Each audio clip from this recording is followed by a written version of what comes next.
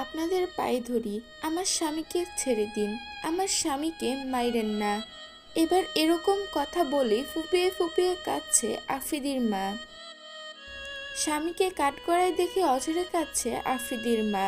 মধ্যরাতে বেশ কয়েকবার থানায়ও গিয়েছিল স্বামীর জামিনের জন্য, কিন্তু পুলিশরা তাদের ফিরিয়ে দিয়েছে। যখন আফ্রিদির বাবাকে আদালতে নেওয়া হবে তখন আফ্রিদির মা আদালতের গেটের সামনে দাঁড়িয়েছিল এবং তার স্বামীকে দেখে তাৎক্ষণিক কান্না করে দেয়। তারপর যখন তাকে কাঠগড়ায় নিয়ে যাওয়া হয় তখন সে কাঠের বেঞ্চে যেয়ে বসে, তখনও সে ফুপিয়ে ফুপিয়ে কাঁদছিল।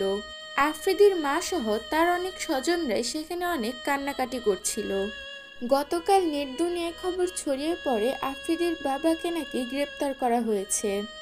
এতদিন বেশ খোলামেলাভাবে চলাফেরা করেছে আফ্রিদি এবং তার বাবা। তাদের পুলিশের কোনো ভয়ই ছিল না, কারণ তাদের উপর মহলের সাথে ভালো একটা সখ্যতা ছিল, তাই তারা ভয় করত না।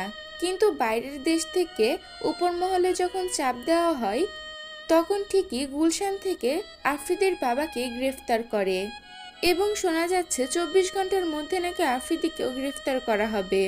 এরকমই হুঁশিয়ারি দিয়েছে আইন শৃঙ্খলার লোকরা। এ কথা শুনে তার পরিবার আরো ভেঙে পড়েছে যে এখন তাদের কি হবে। আফ্রিদির মা একা একা কত দূরই বা যেতে পারবে। প্রিয় ভিউয়ার্স, এই বিষয়ে আপনাদের মতামত কি তা জানিয়ে দিবেন আমাদের কমেন্ট বক্সে।